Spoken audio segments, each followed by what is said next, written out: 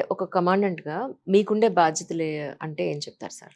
అదే నా నా దగ్గర నా ఫోర్స్ యొక్క ఎబిలిటీస్‌ని ఎప్పుడు కూడా ఒక హై లెవెల్ ఆఫ్ స్టాండర్డ్‌లో ఉంచటం, రెడీనెస్‌గా ఉంచటం, వాళ్ళ మొరాలిటీస్ ఎక్కడ కూడా డౌన్ కాకుండా ఉంచటం, వాళ్ళ welfare and training and the duty ప్రతి యాస్పెక్ట్‌లో కూడా వాళ్ళకి ఎక్కడికక్కడ as a leader I am with you hmm. అన్నటువంటి ఒక మానసిక స్థైర్యాన్ని ఇవ్వటం, ఇవన్నీ కూడా మా యొక్క బాధ్యత. కానీ మీ 34 ఏళ్ల ఈ సర్వీస్‌లో మీరు చాలా చోట్ల వర్క్ చేశారు. అంటే నేను విన్నది.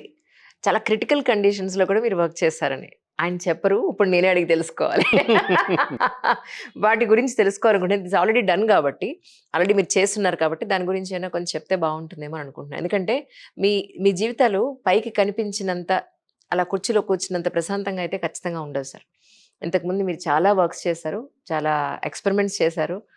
క్రిటికల్ కండిషన్స్‌లోంచి చాలా సిట్యుయేషన్స్‌ని మీరు ఫేస్ చేసి మీరు కూడా సేఫ్‌గా బయటికి రావడం జరిగింది. సో, కోర్స్ వాటి గురించి కొంచెం నేను తెలుసుకోవాలనుకుంటున్నాను. అంటే situation critical in the sense ఎప్పుడు కూడా మనకి స్- ఒక సిచ్యువేషన్ని మనం దాన్ని కరెక్ట్ చేయడానికే వెళ్తున్నాము అని అంటే అర్థం ఏంటి, అక్కడ సిచ్యువేషన్ బాగలేదని. కాబట్టి మనము అక్కడ we are not like a guess, there is no red carpet రండి ఇక్కడ మీరు వచ్చి దీన్ని ఏదో చేయండి అనేది ఎక్కడ ఉండదు. కాబట్టి మనం సిచ్యువేషన్ ట్యాకిల్ చేయడానికి వెళ్తున్నాం అన్నప్పుడు every situation is sensitive, every situation is complex and every situation is critical, but the area May differ. Correct. కాబట్టి దానికి తగ్గట్టుగా మనం వెళ్ళటమే తప్ప అంటే ప్రతి సిచ్యువేషన్ని ప్రతి ఏరియాలో ప్రతి చోట కూడా మనం దాన్ని ఆ రకంగా మనం మైండ్ సెట్ని ప్రిపేర్ చేసుకొని ఉంటాం కాబట్టి కరెక్ట్ సార్. అలా మూవ్ అవ్వాల్సిందే. మా కోసం 1 ఆర్ 2 అట్‌లీస్ట్ కొన్ని సిట్యుయేషన్స్ ఏమన్నా గుర్తు చేసి అంటే ఆల్రెడీ అవన్నీ కంప్లీట్ అయిపోయాయి కాబట్టి మీరు మాతో షేర్ చేసుకోవచ్చనేది నా అంటే ఉద్దేశం. అంటే కంప్లీట్ అయిపోయినా కూడా ఏంటంటే సి కొన్ని రివీల్ చేయకూడదంటారు. అట్‌లీస్ట్ పోనీ ప్రజల్ని ఒక క్రిటికల్ కండిషన్ నుంచి మేము బయటికి తీసుకొచ్చామన్న ఆ సిట్యుయేషన్స్ అనే మీరు మాతో షేర్ చేసుకోవచ్చు. నాట్ ఓన్లీ విత్ నక్సలిజం అలా అలా ఏం లేదు. మీ 34 ఏళ్ల సర్వీస్‌లో పోనీ మీకు మనస్సంతృప్తినిచ్చిన ఒక ఇంపార్టెంట్ ఎలిమెంట్ అంటే అది చెప్పండి. అంటే మనస్సంతృప్తి అని అంటే దిస్ ఫోర్స్లో ఇక్కడ ఇది మా నేచర్ ఆఫ్ జాబ్లో ప్రధానంగా ఏంటంటే it is not like target based లాగా కనిపించదు, but it is underneath water లాగా. It is like service based. ఇప్పుడు ఫర్ ఎగ్జాంపుల్ రాష్ట్రంలో ఇప్పుడు ఇవాళ ఉన్నటువంటి ఆ, మన మన రాష్ట్ర రాజధానిలో ఉన్నటువంటి the most vulnerable and sensitive VVIP security zones ఏవైతే ఉన్నాయో ఇవన్నీ కూడా మా పర్సనలే సెక్యూరిటీలో చూస్తూ ఉంటారు, right. Right. Including governor resident కావచ్చు, సీఎం హానరబుల్ సీఎం రెసిడెంట్ కావచ్చు, ఇవన్నీ కూడా మా అండర్లో ఉంటాయి.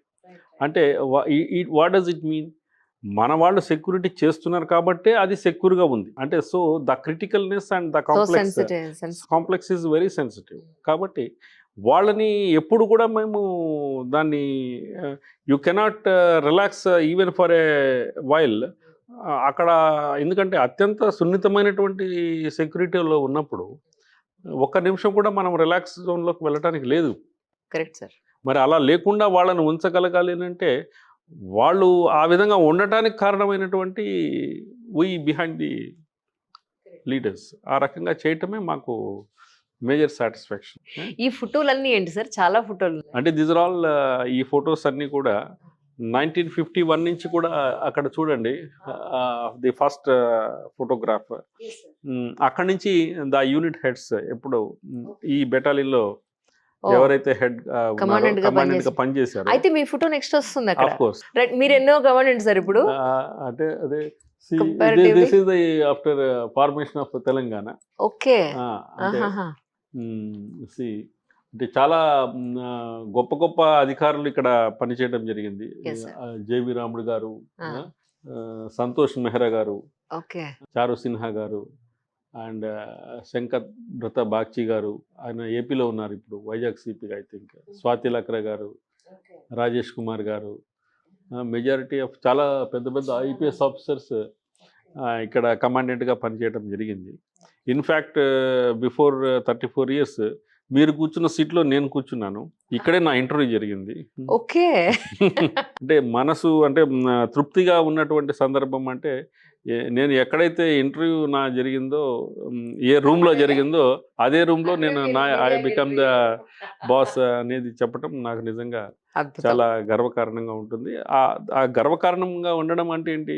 నా ఒక్కడికి నేను గర్వపడటం కాదు. నా దగ్గర పనిచేస్తున్న నా ఆధీనంలో ఉన్న వ్యవస్థను కూడా గర్వపడేలాగా పనిచేసి ఆ! వాళ్ళని ఉత్తేజంగా ఉంచటం నా ప్రధానంగా కాబట్టి ఇక్కడ సీఎల్‌కి, ఎస్ఎల్‌కి కూడా ట్రైనింగ్ అది అవుతుందని విన్నాను సార్. కరెక్టేనా? యెస్.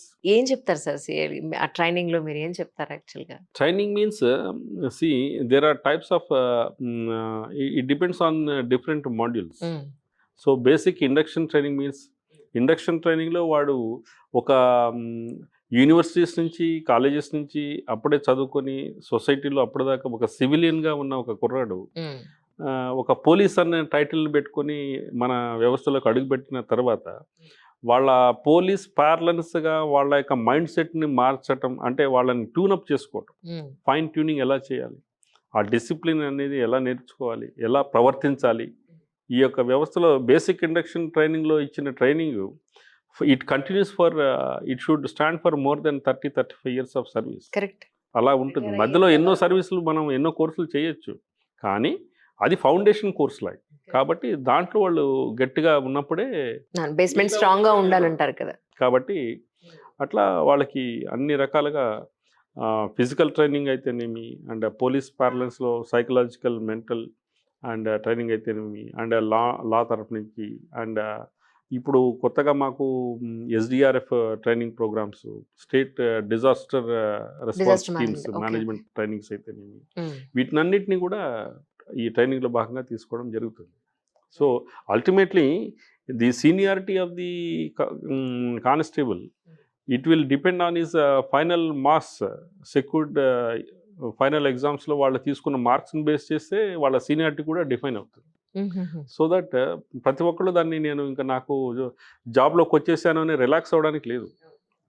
రిలాక్స్ అయ్యాడంటే వాడు వెనకబడ్డట్టు లెక్క. కాబట్టి ప్రతి ఒక్కళ్ళు కూడా మళ్ళీ ఇంటర్నల్గా వాళ్ళు కాంపిటేట్ చేసుకుంటూ దాన్ని నిలబెట్టుకునే ప్రయత్నం చేయాలని ముందు నుంచి కూడా చెప్తూ ఉంటాం. Accordingly they will. మీ తర్వాత మళ్ళీ కానీ ఒక సంతోషకరమైన విషయం ఏంటంటే 580 మందికి మేము శిక్షణ ఇస్తే not even a single constable was failed. 100% pass and వాళ్ళని వేరియస్ యూనిట్స్కి డిప్లాయ్ చేయడం జరిగింది. మీ తర్వాత మీ ఇంట్లో మళ్ళీ డిపార్ట్మెంట్‌లోకి వచ్చిన వాళ్ళు ఎవరైనా ఉన్నారా సార్? నో నో నో నా ముందు లేరు, నా తర్వాత కూడా ఎవరు లేరు ఇంకా. మీ పిల్లలు ఇటువైపు రానన్నారా సార్ అసలు department the side? Or in their own. అంతేనా? ఓకే. ఓకే.